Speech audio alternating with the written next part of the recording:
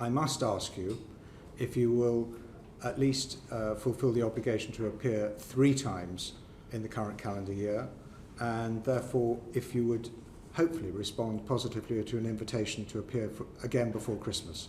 Well, Bernard, can I say and to thank how much I enjoyed my last appearance before your committee, and I'm pleased I am to be here today.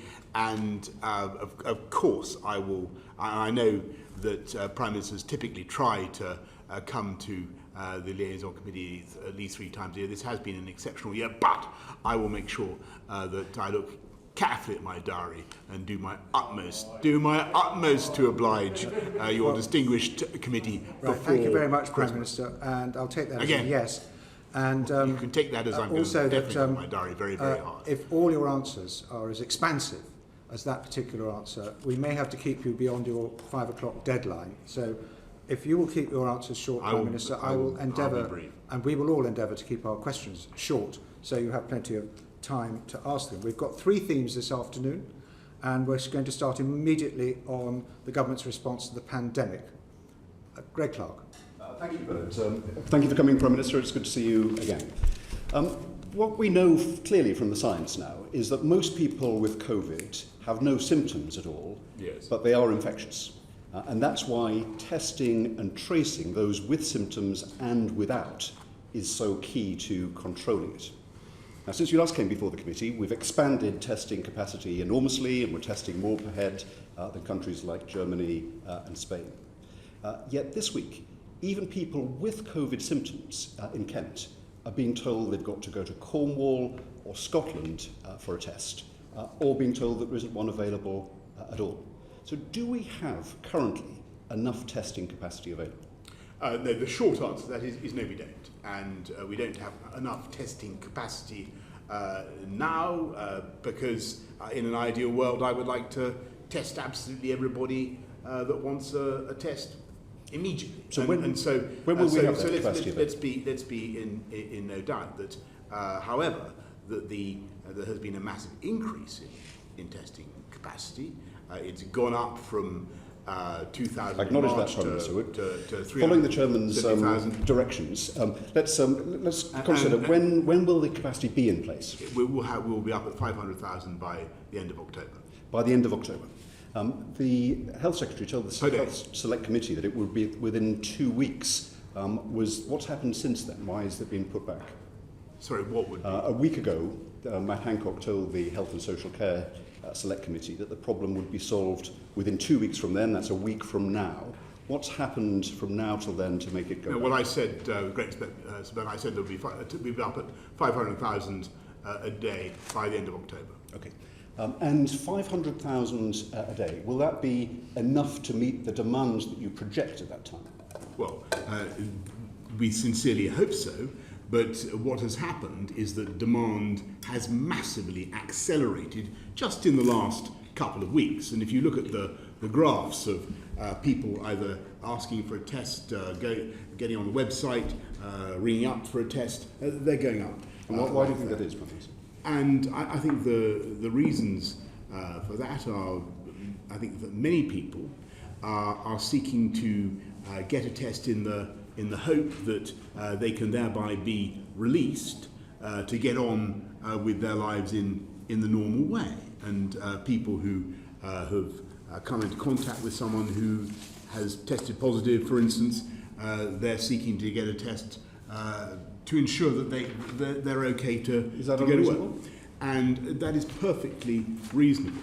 And I understand why people are doing that. But the advice and the guidance is that people should seek a test not in those circumstances, but when they have symptoms. And what we're setting out today, or setting out in, very shortly, is the priority of the groups that we think should have tests, and the Health Secretary will be setting that out. As they do in Germany, we'll be starting with those who have symptoms, which are clearly the group that needs to have tests. And I think that in the case of schools, for instance, it's very important that people teachers, parents should look at the guidance about the Public Health England guidance from NHS Test and Trace about when you should get a test. So if, taking schools, is it the case that if whole classes are sent home to isolate for 2 weeks because someone has a cough in the class, if that's going to happen, are we not just going to be in a kind of rolling system of school shutdowns that's going to wreck education for the year? That would be wrong, and that should not be happening, because the reasons for sending such a class home or a bubble home would be if, as I say, if somebody tests positive. But the whole class has to go. If somebody tests positive who's been in contact with the rest of their bubble, then they have to. Then the rest of the bubble has to self-isolate. But they have to go while they're waiting for the test. They have to go while the person is waiting for the test. No, so they have symptoms. They should go. They should go in the event of a positive test. So they shouldn't vacate the school or the class until that person with symptoms has been tested positive. That's correct, and if I may say, I think it would be of great advantage to the committee to consult the guidance that's been issued by Public Health England and NHS Test and Trace on that precise matter. On the 500,000 figure, scientists on SAGE have said that 500,000 people a day will have symptoms consistent with COVID in a normal winter, winter without COVID being present. So if the target is 500,000 by October, all that will do is to deal with the people who have symptoms, coughs and colds that they get anyway. So that won't be enough to deal with the additional risk of people with COVID symptoms, will it? We believe that with the additional tests that we're laying on by ramping up NHS Test and Trace, we can make a very substantial difference. But you're making an entirely reasonable point. That's why it's vital, and you're making a point about the big increase in demand that we're seeing.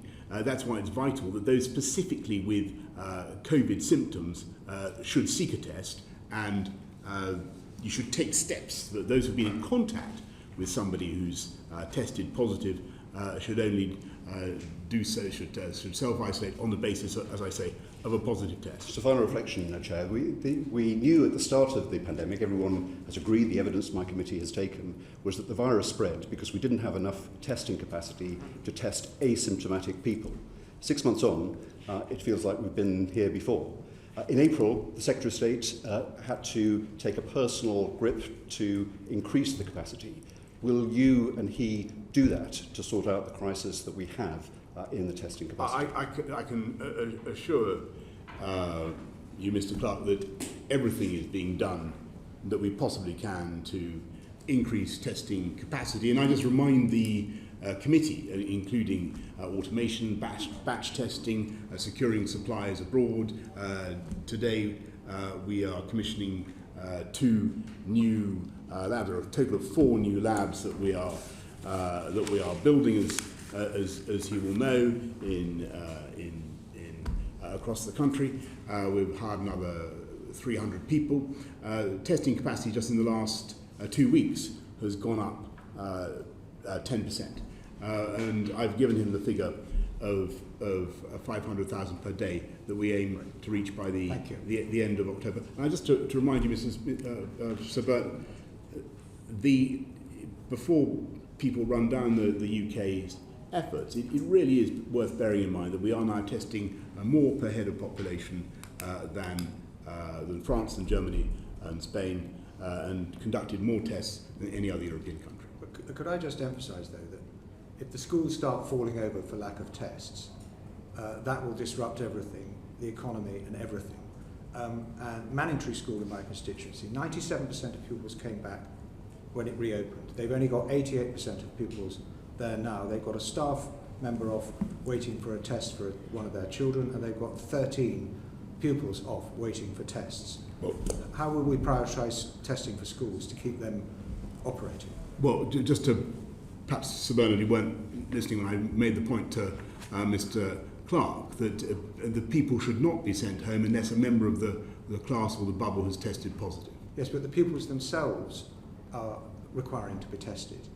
That's the problem, because of something that's happened in their home, not something that's happened at school. Well, as I say, and I appreciate the frustrations of parents and of pupils who who want more tests, and all I can say is that we are doing our level best to supply more tests, to speed the process up, to turn it round faster, and to ensure that people get tests as close as possible to where they want them. And I know how frustrating it is that people have been asked to go long distances, and we're doing what we can to bring those distances down. They have come down a bit. Mr. Wright. Thank you. Good afternoon, Prime Minister. Good to see you. Clearly this aspect of our session focuses entirely on COVID, and it has been widely welcomed, your announcement that there will be a public inquiry. Could you tell the committee when that inquiry will begin into the response to the pandemic? Well, thank you very much, Mr. Wright. We don't, of course we will have a lessons learned inquiry. We will look at everything that has gone wrong and gone right. We will try to work out what we can do to do things better in future. Of course, that's the right thing to do. I have to say, I don't think that would be a good use of official time at the moment. We've just been having a long discussion about the very, very pressing need to ramp up our testing operation. Huge numbers of officials across government, across the country, are involved in that right now. Well, establishing any inquiry now would mean it probably will start in the new year. So what is the impediment to getting that background work underway? Just the one I mentioned. And is there any further thought in terms of what rapid response lessons learned that you've learned already? Could you give some key examples of those and how they've been implemented? I wouldn't want to anticipate the work of any such inquiry. But as you said, work must already have been done for rapid response and lessons learned already in the course of the pandemic. So could you give some specific examples of that? Well, I think we've learned all sorts of things, and I think it was Greg who said earlier on that one of the things that's really changed our thinking is the high level of transmission that is now asymptomatic, and that's changed the way we respond. There are all sorts of things that we're learning the whole time. Okay, can I just take you on to issues around the civil service more broadly, because clearly its ability to respond to the pandemic has been and will continue to be key. So could you outline why you think the civil service requires reform? Well, I think that the civil service does an outstanding job. I think that's the first and most important thing to say. I venerate our civil service, and I think that they are fantastic public servants, and I think that they deliver extraordinary things every day for the British public and every level of government. I do think that, as I think I said in a speech in Dudley, I do think perhaps one of the lessons that we need to draw from this, and perhaps what Greg and others have been talking about in the case of testing, maybe there are some times when we need to be able to move faster. Project speed is of great value, I think, to the workings of our civil service, and we certainly won't be shy of reform where it's necessary. And of course you are the Minister for the civil service, so how do you envisage that reform taking place and when? Well, there are changes and what I hope are improvements going on the whole time. But I wish to stress to the committee that these are not being done in any spirit of disapproval of the ethic of service or the performance of our civil service. Our civil service do an outstanding job. What we want to do is to try to make sure that they can perhaps respond faster, better to the needs of the public. So any such reform wouldn't alter that fundamental established relationship between ministers and civil servants? No, I think that the Northcote-Trevelyan principles are extremely important. So when should a minister resign rather than their officials? I believe that ministers should, of course, be responsible, and indeed I, as the Minister for the Civil Service and Prime Minister, take full responsibility for everything the government does. Could you explain the difference perhaps between that responsibility and ministerial accountability? Yes, I think ministerial accountability is really before Parliament and before the electorate. And can ministers, for example, dismiss civil servants? I think a minister is entitled to make clear that he or she believes that the operation of the department would be better if things were different. Yes, I do think it's essential. So, for a minister to resign, does it require a failure of policy or a failure of its implementation? I think a minister obviously is accountable for all the failures that government can be blamed for. Of course, that's right. Right. Thank you, Sir Bernard. Thank you. You're very efficient. Catherine McKinnell. Thank you, Sir Bernard. And Prime Minister, women attending anxious antenatal scans alone, induced into labour without their partner, struggling to access advice and support, facing postnatal depression alone. Why did the government reject almost every one of the 23 recommendations by the Petitions Committee on supporting new mums during this COVID-19 crisis? Well, Ms. McKinnon, to the best of my knowledge, that's not what happened. My information is that there was a very active campaign led by, I think, Conservative female MPs who felt very strongly that this was the separation of mothers from birth partners was wrong, and I totally agree with them. And I said as much in the House this morning. No, Prime Minister, I'm talking about the Petitions Committee report that you personally pledged to Bethany Jade during Prime Minister's People's Questions that you would read it and look at it and take on board the difficulties faced by many new mums during this COVID-19 crisis. The Petitions Committee made 23 recommendations, most of which, almost all, the government rejected, even as basic as putting information in place for employers so they know how to respond and support pregnant and new mums. Why did the government reject them all? And could the Prime Minister today pledge to look at it again and genuinely commit to supporting new mums during this COVID crisis?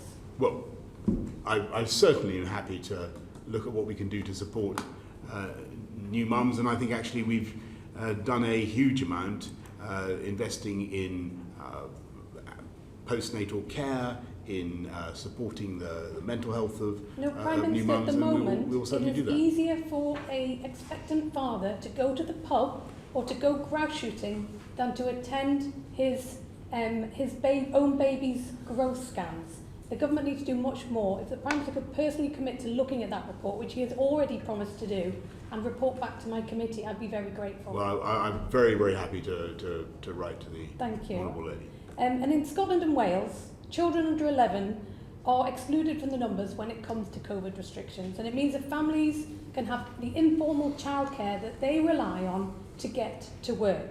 It also avoids a situation in England where a mum and dad can go to the pub with multiple strangers but cannot, if they have 3 children, see their grandparents at the same time. Would the Prime Minister commit to looking at this again in light of the science and common sense in England? Well, obviously, you're making a point that many people are making across the country who want us to relax the rules.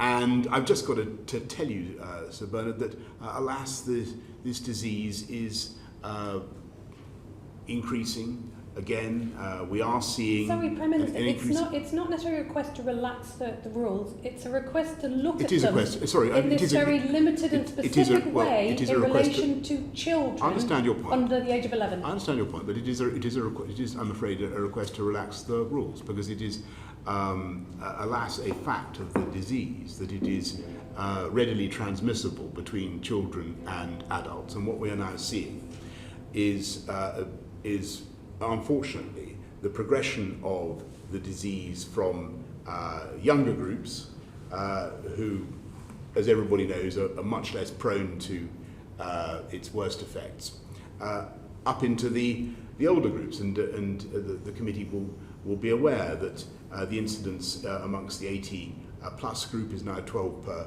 100,000, where only a few days ago it was about half that, and it is growing. And alas, although the number of cases, symptomatic or asymptomatic, is probably far smaller, obviously far smaller than it was in the spring, we must expect those infections proportionately to lead to mortality. That is the reality. So I'll take that as a no. But it brings us back to the issue of testing, which I know you've already responded on. But it's been reported that if you land in an Italian airport today, you can get tested for COVID and have your result in 30 minutes. Meanwhile, constituents are reporting to all of us here in Parliament that there is total chaos for them in the testing system. Chaos that will lead to another lockdown. It will lead to hundreds of thousands of jobs being put at risk and lives. What is the Prime Minister practically going to do urgently to get a grip on the current testing situation? We have massively increased our testing capacity, which is bigger than Italy's. We're testing more per head, but the system is not working. And actually, and I know that many people have had infuriating experiences, and I do sympathise with them.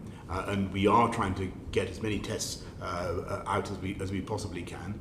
But 89% get their results within 24 hours if you have an in-person test. And the distance that you have to travel to get a test has come down just in the last week on average from I think about 6 or 7 miles to about 5 miles.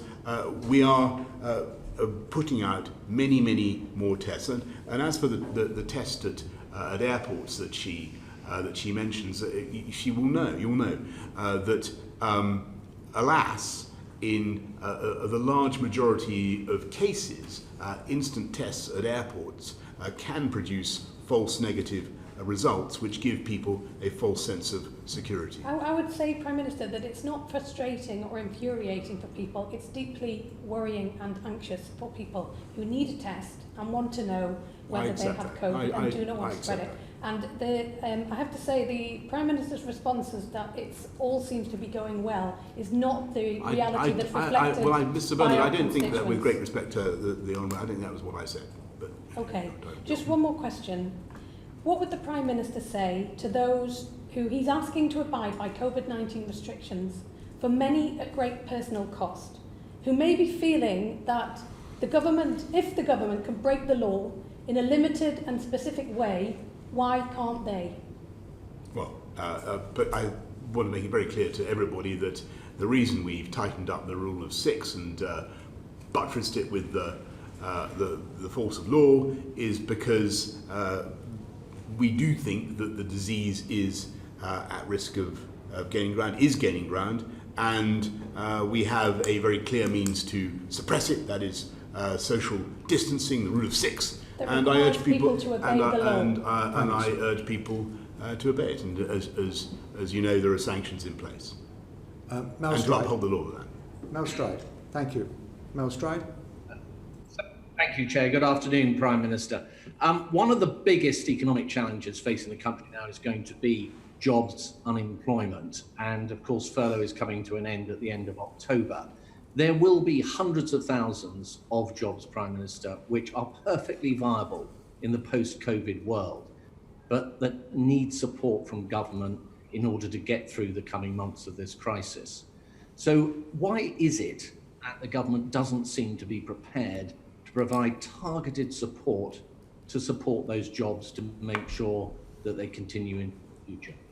Well, first of all, Sir Bernard, Mel, I just point out that this government has done more than virtually any other government around the world to support people at risk of losing their jobs because of COVID. The coronavirus job retention scheme, furlough. The furlough money is 80% of people's incomes, compared with, I think, 70% in France, 70% in Spain, only 60% in Germany, and going forward, Mel, just to get to your question, we will continue to show great creativity and flexibility, which the Chancellor has shown in trying to look after every sector of the economy. We're not just fighting for one sector of the economy; we're going to fight for every sector of the economy. Mel Stride.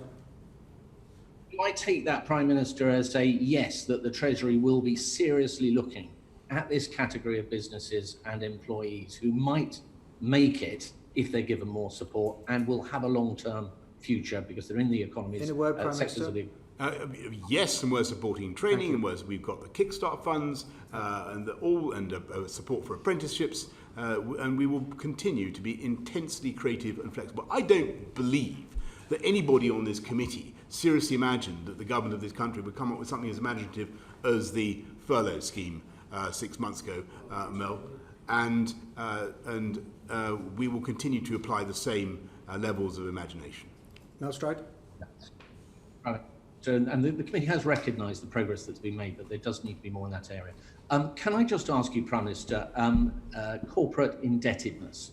The business bounce back scheme, largely for small and medium-sized companies, has been very successful. Over 1 million loans have gone out the door. But these companies are now going to come through this crisis loaded up with debt at the very time that we're expecting them or hoping that they will be investing and growing the jobs to the future.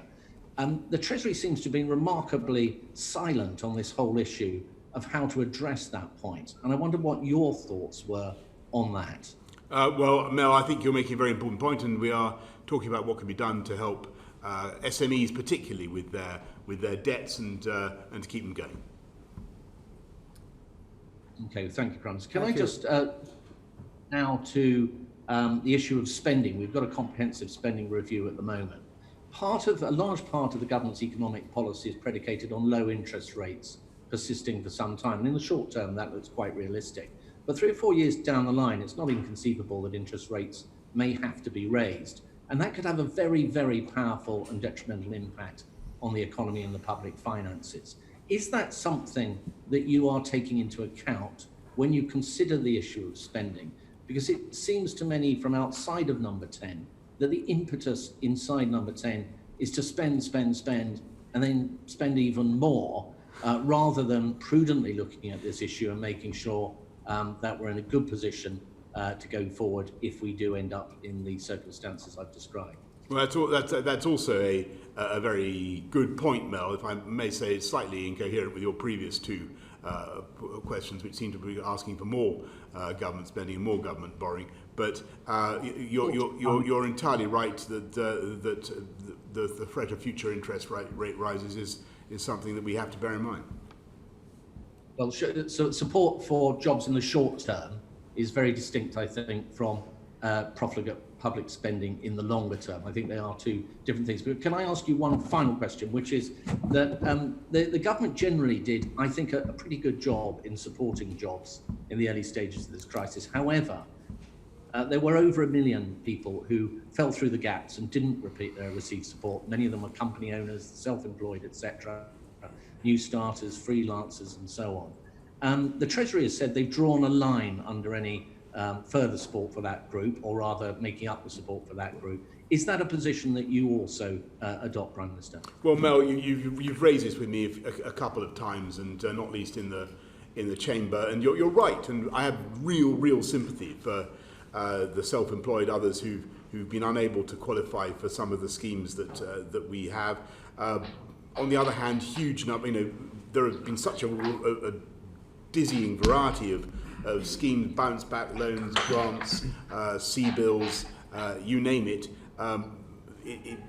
Most people should have been able to qualify for something, even if it's only cuts in VAT and business rates. A huge amount has been done. The overall bill for that, as you know, Mel, is about 160 billion pounds so far, and we're determined, as I said to you, to put our arms around the workforce of this country, to support this country to bounce back strongly. But to go back to I think your third point, there must be some.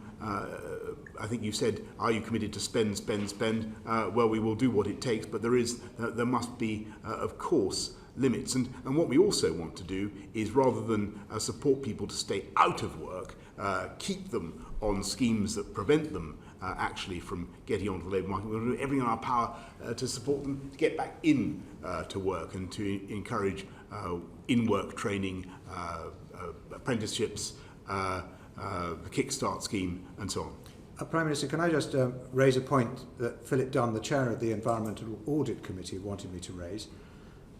He points out that we have the largest peacetime investment in economic recovery by this government, and he wanted to ask, with 14 months to go before COP26, how are we ensuring net zero on target and showing true global leadership on environmental policy? Well, I thank you, Sir Bernard, and thanks to Philip for his question. We are doing a huge amount, and the carbon budget 4 is, as everyone knows, we've reached carbon budget 3. Carbon budget 4 is trickier to achieve, but we'll be setting out steps to achieve carbon budget 5 and to get to net zero by 2050. And there is a huge panoply of measures that we'll be using, from clean power, from greener power, from investing in green energy solutions to retrofitting homes, and I will be making a thoroughgoing announcement in the course of the next few weeks about how we propose to do that. That's extremely good news. We look forward to that. Julian Knight. Thank you, Chair. Prime Minister, thank you for appearing today. I'm going to press you further on furlough just for a moment, as the DCS sectors are very much in the firing line of COVID-19. Over 40% of workers in arts and entertainment are still furloughed, while 70% of theatre workers are freelancers. Is it morally right, Prime Minister, that these people face losing everything come the end of the furlough scheme in October, particularly as it is the government's own restrictions that makes it impossible for them to work and makes their businesses unviable? Well, I know how maddening it is and how difficult it is for everybody in the arts, the culture sector, a sporting world, local football teams. What we've done is there's a big investment in specifically in the arts and culture sector, 1.57 billion. But we've also got specific funds to help everybody through a very, very tough time. But the best answer to all of this is to get these businesses going again, and to get the theatres lit again by having the virus down and having a testing regime that allows us to do that, and that's what we're working for. Okay, Boris, just on that point then, you said only a week ago that you indicated that theatres could be, and I quote, much closer to normal by Christmas. But by your own admission, true mass testing will not be widespread before the spring next year. Do you recognise that we need to find smart ways to ensure that the likes of theatres and live music venues can open at a very specific date in time, so that you have some certainty, without strict social distancing? Yes, I do. And but you're right to stress smart solutions, and Julian, they're to get people to, as it were, to break the rules on social distancing, to sit cheek by jowl in a theatre again. You're going to need lateral flow testing of a kind that we're on the brink of getting right, pregnancy-style testing. But I can't sit here today. I wish I could. I can't sit here today and tell you, in spite of what Catherine says about tests at Italian airports, which I'll have to check out. But we are a long way off, I'm afraid, or still some way off, having those instant pregnancy-style liberating tests that tell you whether you are infectious or not. That's what we're working for. The science is almost there. As soon as we can do that, then you do have the possibility of theatres, of football clubs, all these sectors that are currently finding it so difficult, able to open again. Okay, well, the 1.57 billion package that you referenced earlier, of course, is very welcome, but we'll only keep some venues going for the relatively short term. These sectors, which are world leading and bringing huge value to the UK economy, will need a long-term plan of recovery, sector specific. Are you aware of that reality, and what are you going to do about it? Well, of course I'm aware of that reality, because I used to represent those interests directly in my capacity as mayor of this the city in which we now sit, and because I know vividly their importance to our country and its prosperity, and it's absolutely vital. This is a sector that generates probably 16 billion pounds a year, huge quantities in taxation and employment, and they're vital for our prosperity. So are you committing, Prime Minister, to a sector-specific recovery plan for the arts and culture? Yes, that as you know, there already is such a plan underway. Okay. Now, in terms of national debt right now, just a final question. We're currently at levels not seen since 1961, when we were still paying off the war. In all honesty, Prime Minister, can this country afford a second national lockdown? I don't want a second national lockdown, Julian. I think it would be completely wrong for this country. Can we afford it, Prime Minister? And we are going to do everything in our power to prevent it. And can we afford it? I very much doubt that the financial consequences would be anything but disastrous. But we have to make sure that we defeat the disease by the means that we've set out. And so when I see the people saying, arguing against the rule of six, or saying that the government is coming in too hard on individual liberties and so on, I totally understand that. I sympathise with that. But we must beat this disease. Thank you, Chair. Thank you. And can we just remind ourselves, Prime Minister, that musicians, singers and performers, they are a part of a very large group that have fallen through the cracks of the support schemes available. They're economically very distressed and emotionally very distressed because they can't fulfil their vocation. If this is going to go on for much longer, what can we do for them? Well, thank you, Sir Bernard. And I just really, at the risk of repeating what I said to Julian, what we need to do is to get back to a world where everybody meeting together to sing, to perform in a traditional way has a ticket to ride, as it were, the knowledge that you are not infectious, that you have a green light on your head saying I can't transmit it to you, and so both the performers and the audience have that confidence. Meg Hillier. Thank you, Chair. Prime Minister, already 11% of pupils are missing school, even though most are back. So what are you going to do to support schools to make sure that those pupils don't slip further behind? Well, Meg, what we're doing is, just to clarify your figures, it's absolutely correct to say that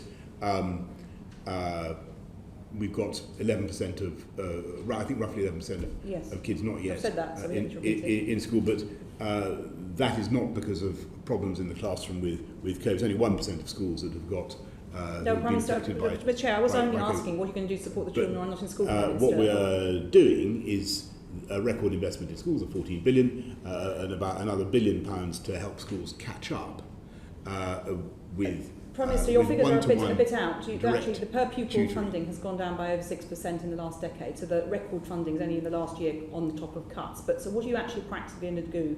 And are you going to learn the lessons of the failure of test and trace and make sure that local schools and local councils can be in the driving seat to make sure that pupils don't lose out? Well, great respect. I'm surprised that you're taking quite such a hostile tone, but we are increasing the per pupil funding to £4,000 for primary school, £5,000 in secondary school. Prime Minister, can I just ask though, that's a long-term plan, which we know about. No, it's happened just now, right, and that's happened just now. And if I can, and on your point about what you call the failure of test and tracing, I'm respectfully going to reject that characterisation.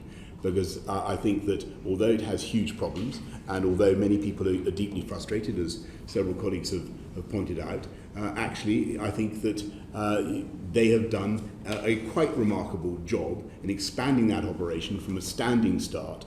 Yes, there's a long way to go, and we're going to, and we will work night and day to ensure that we get there. But I would not want the many thousands of people who are working now to deliver test results to think that this House of Commons, people in this House of Commons, are seriously accusing them of being failures. Well, because I don't think that's true. Prime Minister, but you yourself have set the targets along with the Health Secretary. You've now set the moonshot target. of ramping it up to £10 million. Who's going to be leading that charge to make it get to 10 million a day? Well, I don't recognise the figure that you've just given, but what I can tell you is that, and this is the point I was making to Greg and to others. There is an opportunity to do something that is wholly separate from the expansion of NHS test and trace, and that's to see if we can get to a world in which there is a test and release system, as it were. And so when will that technology be ready? Because you highlighted that in an answer to Mr. Clark. When will that technology be ready? You promised not to this by Christmas. How do you know that that's going to be in place? I don't, and I'd be absolutely clear with the committee. So you're being optimistic, but have you got any evidence to back up that optimism? Well, there are people who make all sorts of claims already about this technology. Well, but what claims are you making? I'm going to be cautious and say that I can't sit here today and say that we have such a pregnancy style test. But you promised the moonshot, today. And but I think the committee would agree that given the stakes and given the opportunity, it is right for government to invest in such a project, or wouldn't you? Well, Prime Minister, can we just go and then to lab? You're building 4 new labs. When will they be built? Because the lab testing capacity hasn't gone up much since June. Well, it's gone up 10% just in the last 2 weeks. Well, but it's still it's in the 300,000s. When will the labs be built? The 4 labs that you're building? Well, are you looking at? As I said, that we will be up at 500,000 tests per day by the end of October, and I think one of the labs will be capable of doing 100,000 tests a day, and another of them 40,000. Are you thinking of using any university laboratories as well as the ones that you're building? We'll be using, not only that, we will be using facilities across the country and indeed buying, we're already buying lab spaces, as you know, Meg, we're buying lab space in other countries as well. I'll leave it there for now. Thank you. Neil Parish. Good afternoon, Prime Minister. The Select Committee, EFRA, we looked into COVID-19 and the food supply earlier this year. A huge amount of work has been put into it, both by government and all of those, producing food and processing it.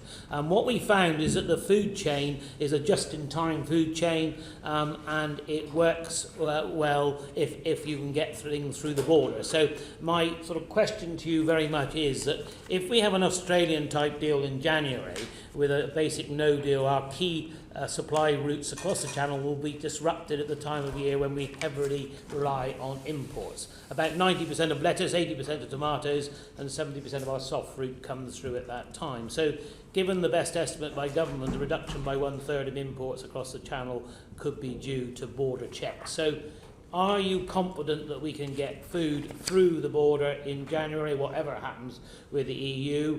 And will you waive tariffs if that can't be got through? Because I know Europe has been very difficult over third country status at the moment. Yes, well, thanks very much, Neil. I'm confident that we will be able to keep things flowing smoothly at the border, as smoothly as we possibly can. A huge amount of work is being done by Chancellor Duchy of Lancaster, the XO committee and others to prepare for the smoothest possible shipments at the border, no matter what the arrangements that we have. But one of the reasons we're bringing in the provisions under the UK Internal Market Bill, which I imagine we'll come to in a minute, is to ensure that tariff barriers within the UK, for instance, could not be imposed. And as for the possibility of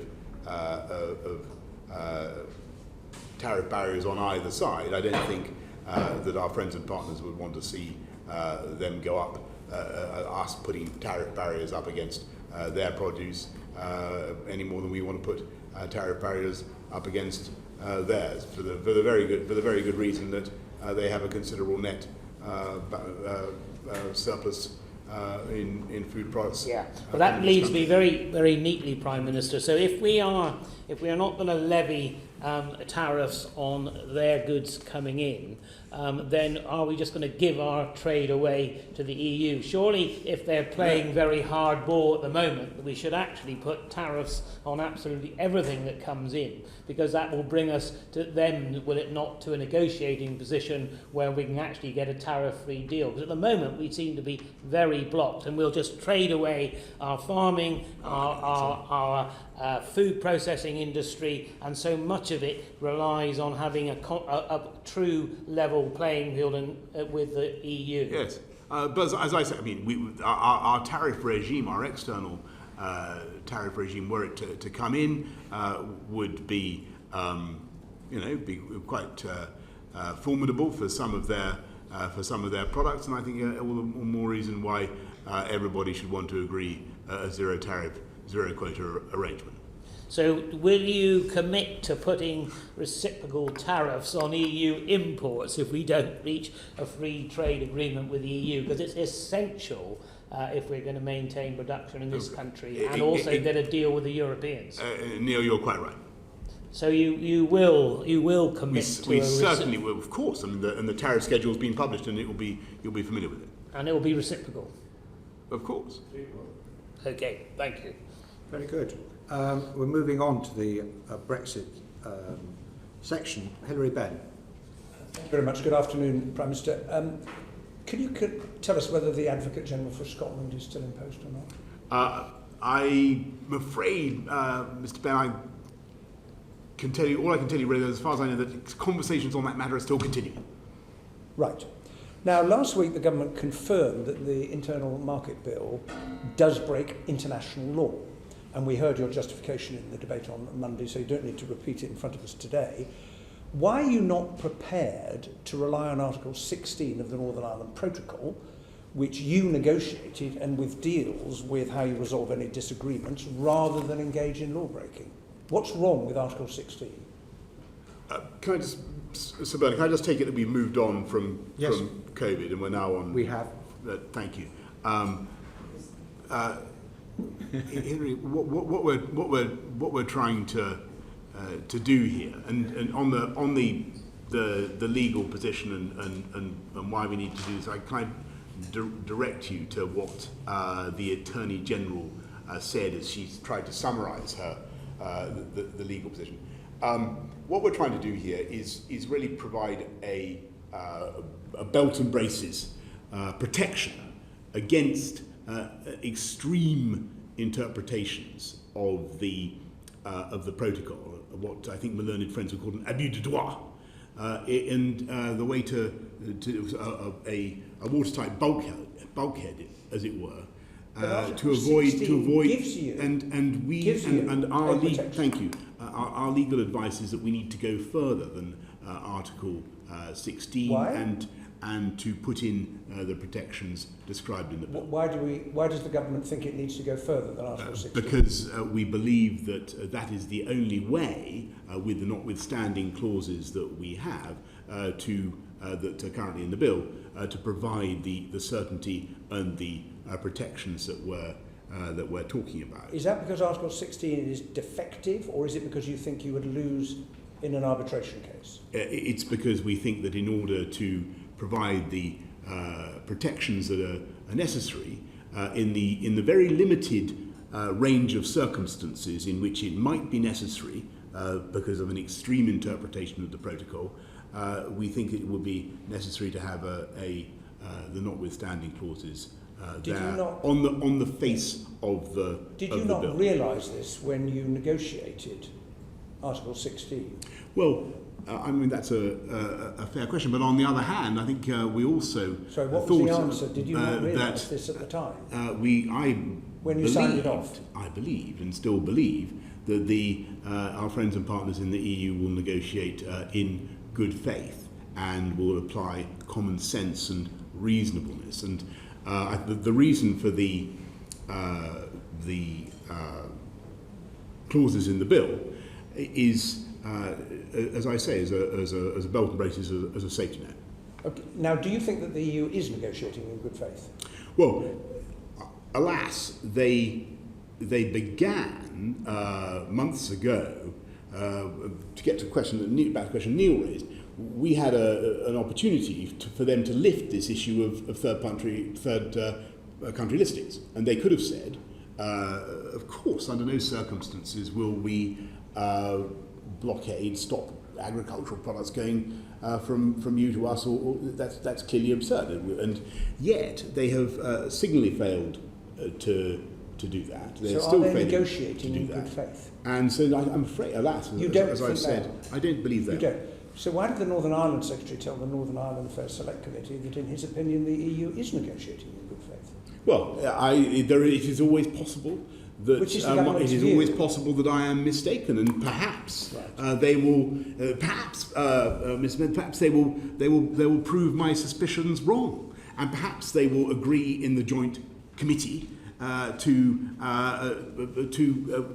withdraw some of the extreme suggestions that I've heard, and all will be well. But until such time, I prefer to have protections that guarantee the integrity of this country and protect against the potential rupture of the United Kingdom.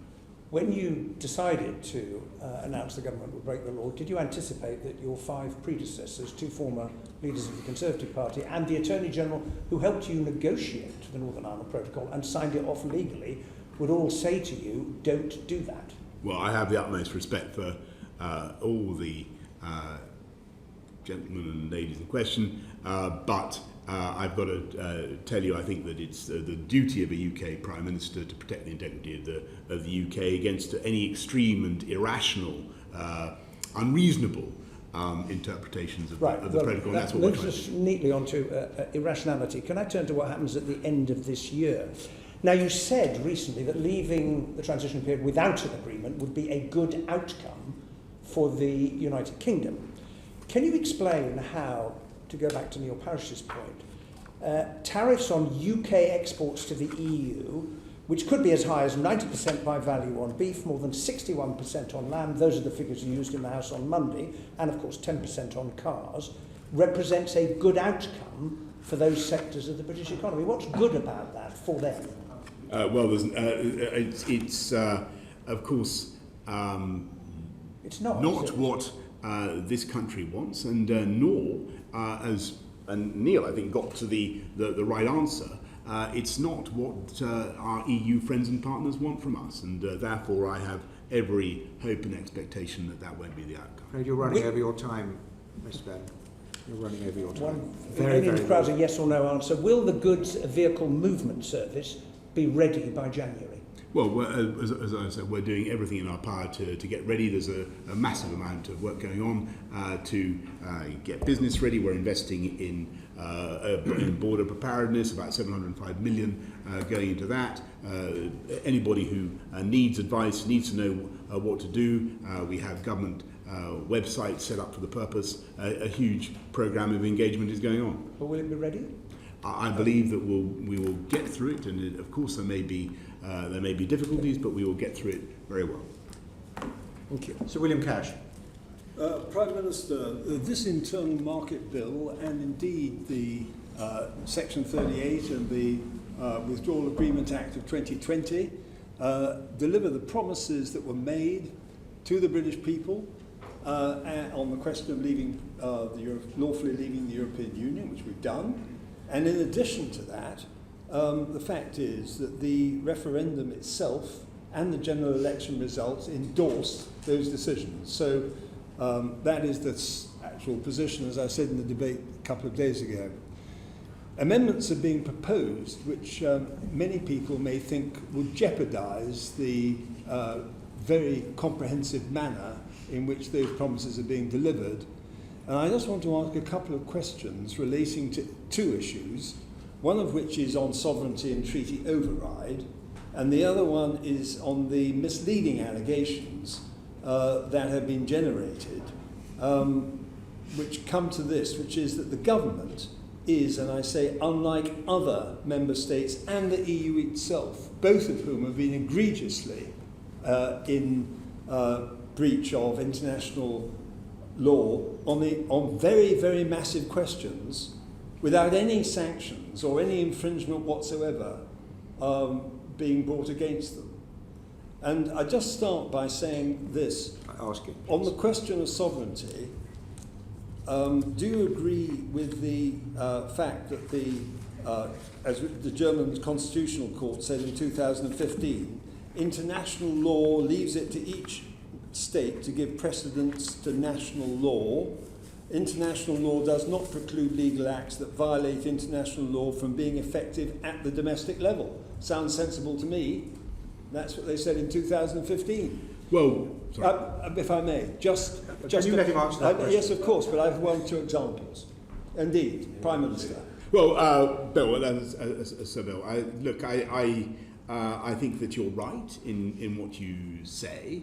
I think that it is essential that we uphold the will of the people in the way that we are, and it is also right that we should have a system that allows us to protect parliamentary sovereignty, but also to protect the economic, the political, geographic integrity of the UK, and that's what this does. Now, on the question of some of the examples that I have here, in the first place, just to get this one out of the way, on the question of treaty overrides, I have something of the order of 20 examples of overrides in UK statute of international EU law, just for a starter. And I'm sure that these matters will have been brought to your attention, that this is by no means an unusual situation. It's just that they don't like it, which may be another way of putting it. The second thing, which is in a way more substantial in terms of the current heated debate that's going on about the breach of international law, which Hilary Benn just mentioned. Could I perhaps just mention to you, Chancellor Smith actually said in a debate, we breached applicable international treaty law, the IMF treaty, in multiple ways. We've neither complied with all the rules, the procedural rules of the treaty, nor have we complied with the substantive provisions. Or take Chancellor Schroeder, 1999. We sent our warplanes, etc. We bombed a sovereign state without a decision of the Security Council in violation of international law. Or, for example, the manner in which Angela Merkel unilaterally suspended, tore up the Dublin regulation with respect to the Syrian refugees, which raised a lot of questions about potential terrorism, for example. Can you ask a question, Bill? Do you not agree that all these examples demonstrate the fact that there are some double standards going on here, and that in fact we're not only supporting our sovereignty, but we are consistent with international law and the practice of other member states and the EU itself? 1 minute to go on this. Thank you. Well, Bernard, I don't really want to repeat what I've already said, except to say, look, I think on this vexed issue, you've got the committee has what the AG has said about this. I repose my confidence in that, and I just tell the committee that I think this is really about us as a country being able to ensure that our friends and partners don't do something that I think people would think was unreasonable or extreme in the interpretation of the protocol. It's about belt and bracing, and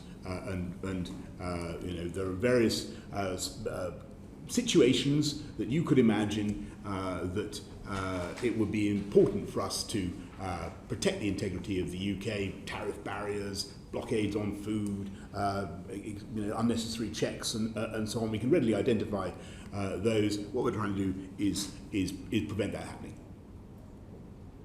Thank you, Sir William. Brilliantly on time. We're now Angus Brendan McNeill, please. Thank you very much, Chair.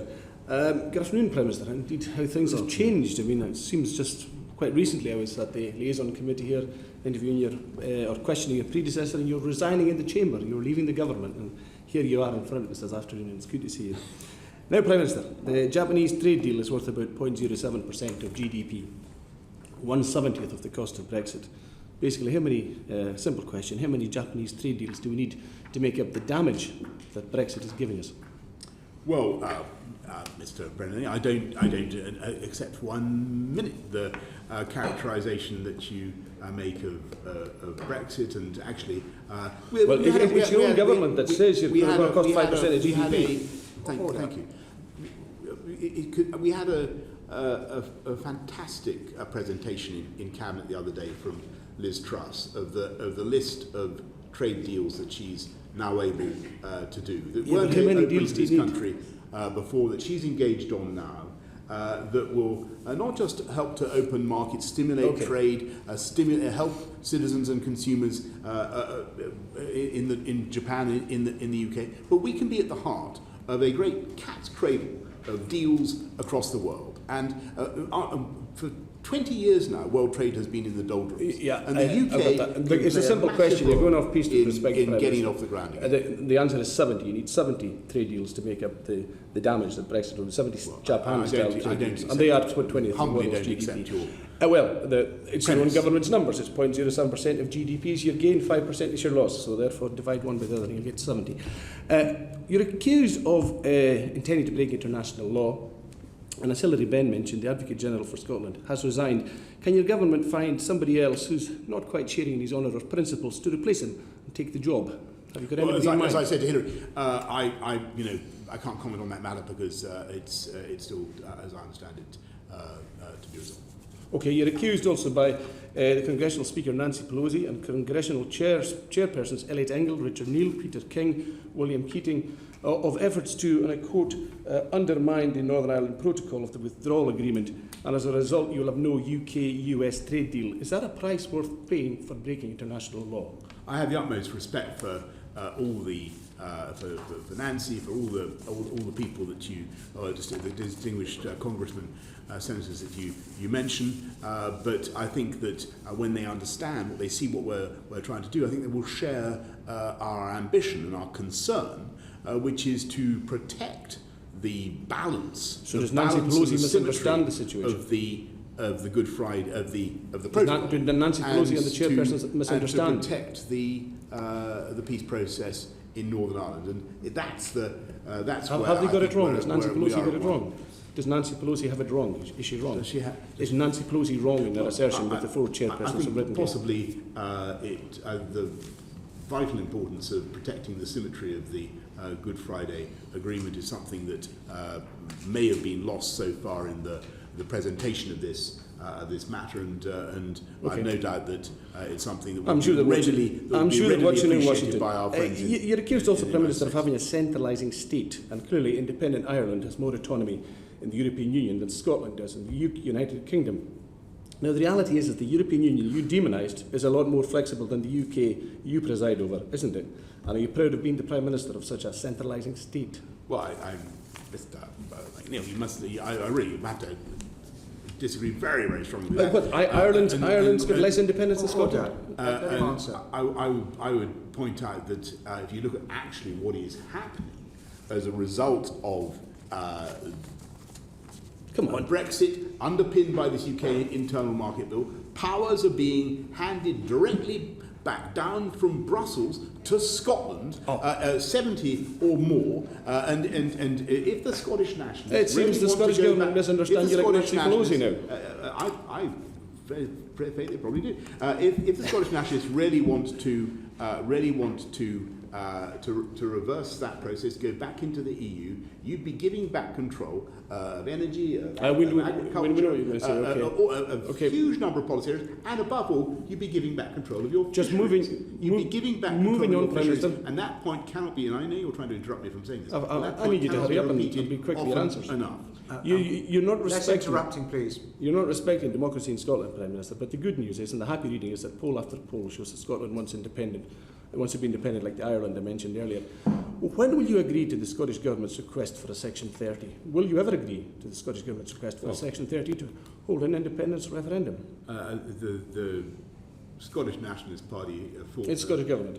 Fought the referendum in 2014 very clearly on the understanding that this was a once in a not at all. generation. That was not written in the Edinburgh Agreement. Order. That was Let him answer the question. something that I believe both Nicola Sturgeon and Alex Salmond said at the time in persuading people to cast their votes.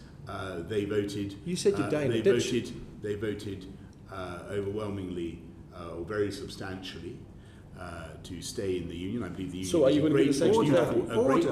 I believe the union is a great and a beautiful thing, and I think we yes should, or no? yes, I think we should keep it, and I don't think that a generation has elapsed since 2014. And my understanding of human biology.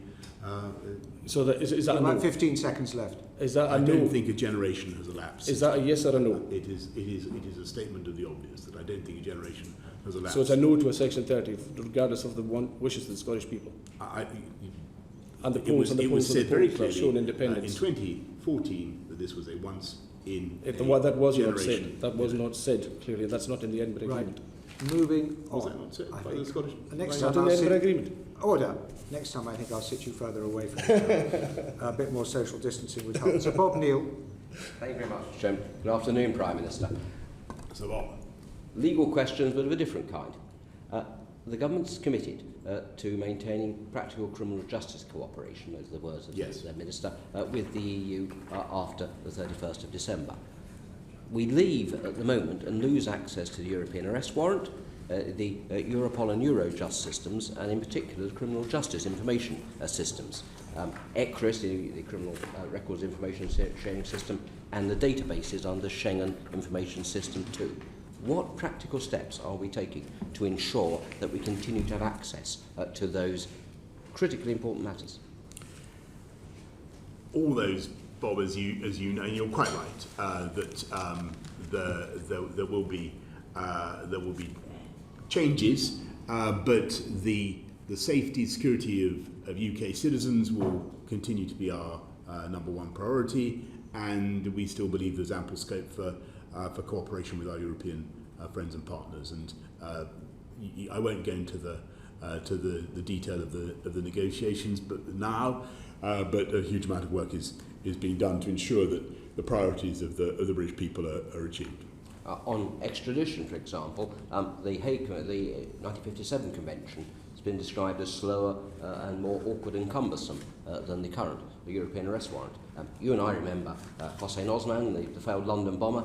He was brought back under the EAW in 8 weeks. It could be months or years. Are we prepared to seek to negotiate our way back into the EAW once we're there? Well, as I say, Bob, we certainly want to have arrangements that protect British citizens and that ensure speedy justice, including under extradition.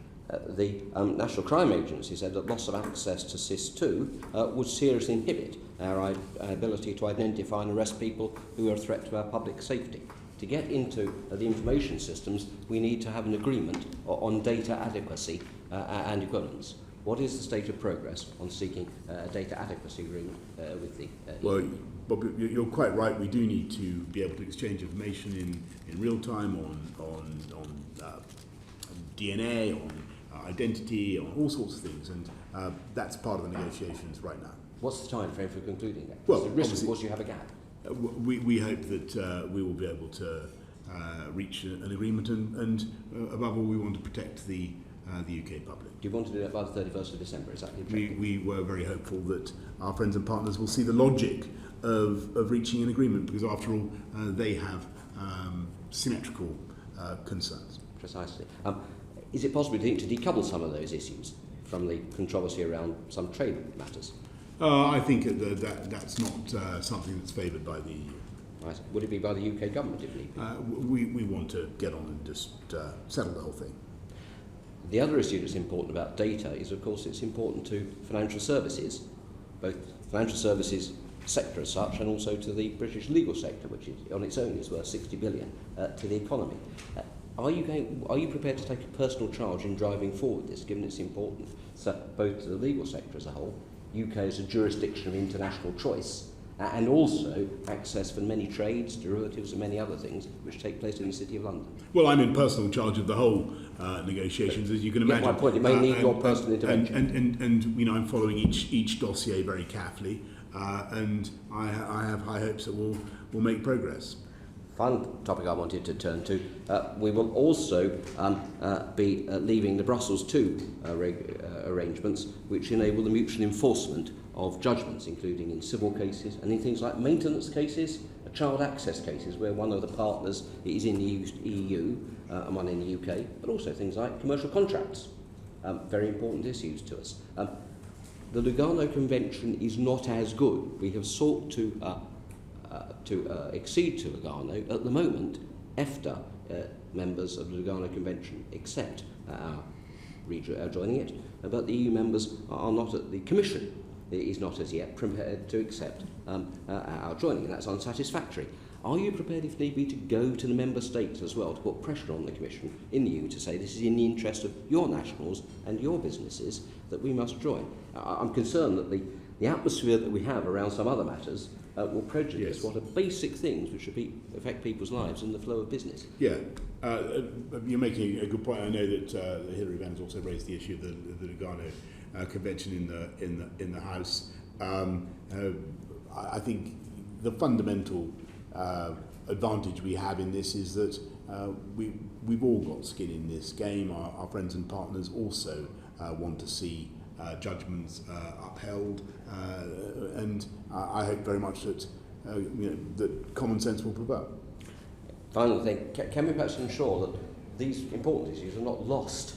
Do you understand? There is a real concern, both in the criminal justice community and in the legal fraternity. These things get lost. No, I mean, you're totally right to worry about that, Bob. But I can tell you that we are keeping an eagle eye on every aspect of the negotiations. And you're right. There's a lot of plates being spun at once, but I've got great faith in our team. Except for perhaps continued updates on these aspects of the negotiations will give comfort to British firms and businesses. Well, Miss Bernard, if I could just say, pursuant to my earlier commitment to scrutinise my diary, I think we should be able to come back to this. I hope before the end of the year. Thank you, Sir Bob. Thank you. Briefly, Meg Hillier. Thank you, Chairman. Prime Minister, your Justice Secretary says that the Internal Markets Bill only breaks international law if the powers are used. Your Minister, Brandon Lewis, says it only breaks the laws. It breaks the laws just by granting the powers. Which of those two is correct? Who's right? Meg, well, I want to thank you. I want to go back to what I said. I think to Bill and to Hilary and others that I think that we look at what the AG says in her summary. My position is so who is right? Just for clarity, who's right? Your Justice Secretary? Or my position is the AG's position, and the objective of these measures is to protect this country against accidental or unreasonable measures that break up or serve to break up our UK. So you say it's the AG's. Which of those two ministers then is right? Because they can't both be. Well, I've given you my answer. Right. Can I just ask very briefly about the future relationship? The white paper in February said, and I quote, "Whatever happens, we will not agree to any obligations for our laws to be aligned with the EU's or for the EU's institutions, including the Court of Justice, to have any jurisdiction in the UK." Can you assure voters that is still your objective? Yes. And can you explain, you've highlighted the food blockade issue as one of the casus belli for this bill, but then you told the House of Commons we're not taking powers in this bill to neutralise this threat. So we obviously reserve the right if threats persist. So why aren't you just putting it in this bill like you are putting in? Because it's a very good question. Because there are important problems that we do address in this bill: excessive checks, misconstruction of state aid rules so as to govern the whole of the UK rather than and so on and so forth. And the finance bill will deal with the tariffs issue. On the third country listings, although the EU have not yet have taken that revolver off the table, as I said in the House, I think it would be so extreme, so unreasonable to keep it on the table, to deploy it, that we don't yet propose to bring forward legislation to deal with that point. And we will wait and see what they do, but we do need to fortify ourselves in the way described. But if it might have to be emergency legislation. We may very well. Okay. Moving on, Tom. We're going to move on to the integrated review now with Tom Tugendhat. Prime Minister, who does the Sino-British Joint Declaration protect? It protects, thank you, Tom, it protects above all, it protects the right of the rights and the freedoms of the people of Hong Kong. So it protects some British nationals overseas as well? It does, yeah. And has China broken the Sino-British Joint Declaration? As you will have heard the Foreign Secretary say in the House, alas, we believe that the security measures that have been brought in by Beijing do sadly amount to a breach of the letter and of course of the spirit of the Sino-British Declaration. The breach of the treaty puts at risk the freedoms of British nationals. Correct? We think so. Not only that, but you're starting to, I'm afraid, to see that already, and you're starting to see a chilling of free speech. You're starting to see people. You're starting to see the effect of that security rule, the Chinese legislation already starting to bite on the people of Hong Kong. So forgive me, just to be clear, international law does protect British nationals. And so simple yes, no. It does. Thank you. Do you agree that the persecution of Uyghur Muslims amounts to genocide? I certainly think that what's happening in Xinjiang is objectionable, and the UK government has continued to protest and taken a leading role in holding China to account. But on the specific term genocide, that is an important term in international law. And with great respect to the committee, I would have to get back. I don't believe that we're at the position of so far of characterising. The eminent human rights lawyer Ben Emerson uses the word genocide, and other members of the United Nations Human Rights Council have done so. It's not, as far as I know, something that the UK government has so far endorsed. It'd be great to have clarity on that. But in the light of the abuses that you've listed, both to British nationals and to minority communities within China, will you allow ministers to attend the Winter Olympics in Beijing 2022, and will you ask members of the royal family to boycott the event? Well, we will review that matter as and when we need to make a decision. But generally speaking, I think it's important to, if you can, to protect international sporting events and indeed members of the royal family from political ramifications. You were very clear about 18 months before the Russian World Cup, when you were Foreign Secretary and came before the committee that I'm privileged to chair, that you would not encourage ministers or members of the royal family to go to Moscow. Why will you not do the same for Beijing? I didn't say that. What I'm saying is that that's not something we've taken a decision on yet. Okay, you certainly wouldn't suggest, I'm sure, that British nationals overseas or Uyghur Muslims have fewer rights or less appropriate for boycott than Russian citizens in the United Kingdom. No, but what I'm saying, Mr. Tugendhat, you're asking us to take a decision some way out. We haven't yet reached that decision. Okay. And what representations have you personally made to China's communist leaders about the persecution of both Uyghur Muslims and British nationals? Well, I've raised many times, both in my position as Foreign Secretary and indeed before, human rights and in China and the issues of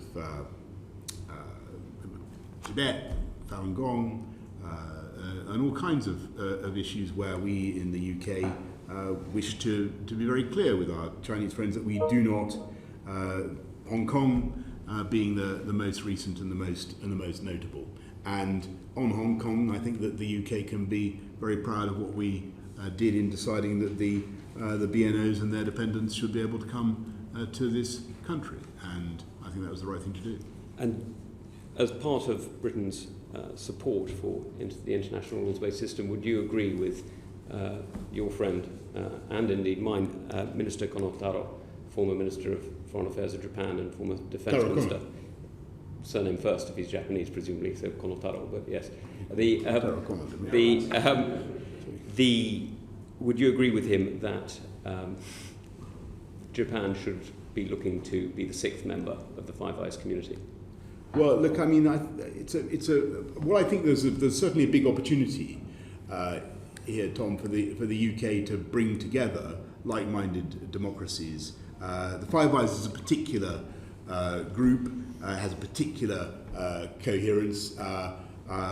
It's not something that our Japanese friends have yet raised with me. It's an idea that we're thinking about, but we have a fantastic relationship with Japan, a very close defence and security partnership, as you know, and that might indeed be a very productive way to build on it. But we'd have to work with other Five Eyes members. May I just ask? You've been very forward in pushing for a global vaccine alliance. Will you organise a G7 COVID conference as soon as possible after the US elections to bring in any new or existing administration into a vaccine alliance? Yes, as you know, we had the Gavi summit raised about $9 billion for global vaccines, particularly for COVID. And one of the things the UK is going to do with the G7 is to try to bring the world back together after COVID, because it has been a disaster for the fights at airports over PPE, the borders that have sprung up around the world, the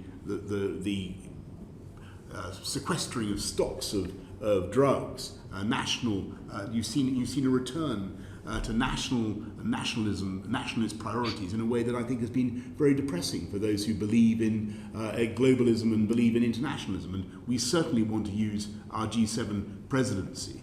Organisations like the WHO, I profoundly think that they are of huge value to the world. And so, in free trade, which we've talked about earlier, on health matters, and in the fight against climate change. May I move on? May I make one last question, if I may? In that case, you'll agree, of course, that tariffs are a tax on the British people. But let's just move on. Very last point, and say what advice. I certainly agree with that. I thought you would. What advice did you get from the Foreign Office, and most particularly from Dame Karen Pierce, our ambassador in Washington, on the impact of your latest statement, the Secretary of State for Northern Ireland's statement, would be on the Anglo-US relations now and under a possible new Biden administration? Did you get any Foreign Office advice? If I did, I wouldn't tell you, because it wouldn't be right, Tom, to talk about the advice that good civil servants give to ministers. But since I'm not aware of such advice, it would be odd. I can tell you that I'm not aware of. But it would be odd. Would it not be odd if the Foreign Office had not given advice on the change in an international treaty? Look, I'm not aware of any such advice. But if I were aware of it, I wouldn't tell you. Thank you, Prime Minister. Well, that'd do. Moving on to Sarah Champion. Thank you, Chair. Prime Minister, are you looking to amend the 2002 International Development Act? What we want to do is to, if by that do you mean, do we want to move away from the point 7? Is that what you're saying? No, I don't. I mean the Act in itself, so the commitment, for example, to that definition of what constitutes aid. Oh, I see. Forgive me. What we want to do is to, and I'm afraid I'll have to reserve my position on amending the Act and go away and come back to you with further better particulars. We'll follow that up. But what we certainly want to do is to ensure that, and it may not be necessary to amend the Act. What we want to do is to ensure that ODA is better spent on serving the interests of £16 billion worth of UK taxpayers' money is better spent on serving the diplomatic, the political, the values of the UK, and indeed the commercial and employment, the jobs interests of the UK as well. I see no contradiction. May I comment on some details then, please, of that? So the integrated review states that it has an Indo-Pacific focus. Which regions that we currently support will lose out then, and who do you think will fill the gaps? Well, you're asking. It's like asking, you know, a lion to choose between its cubs, and we won't. We aren't going to get into the game of deprioritizing. You know, I can't tell you now which area of the world must therefore logically be subject to the subject of less UK, because I don't accept that idea at all. If you look at what we've been doing, actually, when I was Foreign Secretary, we opened embassies around the world, and that's going to continue to be our approach. I think that global Britain has got to be more outward-looking, more engaged than ever before. But the integrated review does say that Britain will have an Indo-Pacific focus, so therefore, by logic, that means that it's going to be shifting away from other countries. So which countries are they going to be? No, but I've just rejected that logic. I don't think that's true. Okay, well, I look forward to that future then. The Prime Minister is clearly committed to girls' education. So it was very shocking that the first project that was cancelled by the summer cuts to ODA was a Rwandan girls' project. It does beg the question, Prime Minister, who actually has oversight of ODA now, and why is his priorities, why are your priorities being ignored? Well, I wasn't aware of the cut that she's made, or the changes she's referred to. I'll look into that. 12 years of quality education for every girl in the world remains one of the most important things I think the UK can campaign for, and will continue to do so. I agree. So why was that ignored by either the minister or the civil servant who decided to make those cuts? Sarah, I'm going to have to go away and look at that particular change and come back to you. I can't give an explanation, but we are massively committed to supporting 12 years of quality education for every girl in the world. There's scarcely anything more beneficial for the future of the planet. Thank you. I mean, it does concern me, and I think many others, that with such a serious shift in our policies internationally, that you don't seem to know who has got strategic oversight of it, Prime Minister. The Foreign Secretary is in charge of the FCDO. He has accountability, but I, of course, have ultimate accountability. So I will get back to you about that particular programme. Thank you very much. Thank you. Last question from me, Prime Minister. Are you frightened of parliamentary scrutiny of foreign aid? No, not at all. In fact, I relish it because I think it's extremely important. And may I say that I know that there may be some suggestion that the FCDO scrutiny committee, the DFID scrutiny, or the former DFID committee, should be bundled into the Foreign Affairs Scrutiny Committee. I perfectly understand why parliamentarians should want to have a separate group that can look at development issues, even if you're ultimately interrogating people from the same department. That's often the way in life anyway. It's a matter for Parliament, and I'm not going to impose my own views on Parliament, but I have sympathy with that approach. Thank you. I'm grateful for your support. Thank you. And Prime Minister, we have strayed a little late, and we still have one Select Committee Chair to go. If we can steal a little bit more of your time, we'd be immensely grateful. I'm very happy. It would be. I could not leave without being interrogated by Tobias. It would be totally wrong. But just to follow up that last point, you'll be aware, when you say there should be a separate group, I mean, presumably you mean there might be a separate committee if Parliament did indeed so mean that, but I did indeed mean that. But that is for you. That is for Parliament. Can you guarantee that the payroll won't be whipped against it? It will be a genuinely free vote for Parliament to decide. Yes, I think Parliament should decide that. I think I do, and I genuinely think. Look, these are large budgets, and It's a very important matter. I want FCDO, I don't want to take up too much time, but I want FCDO, everybody in it, to be animated by the same idealism, the same spirit that I think the DFID has. But I see no reason why there shouldn't be a separate. Very much reflects the view of this committee. Thank you. Tobias Elwood. Chair, thank you very much indeed. And Prime Minister, thank you for agreeing for taking a few more minutes to turn to the integrity review from the perspective of the MOD. I have two short asks, if I may, Chair, and three questions, which shouldn't take too long.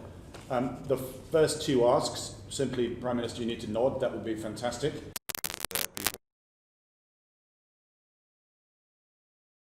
Of how we're working in the Middle East, and how the Trump administration has approached this. It was a great day yesterday. Thank you for your kind words about that, Dominic. It was very special to watch those three nations together normalize their relationships.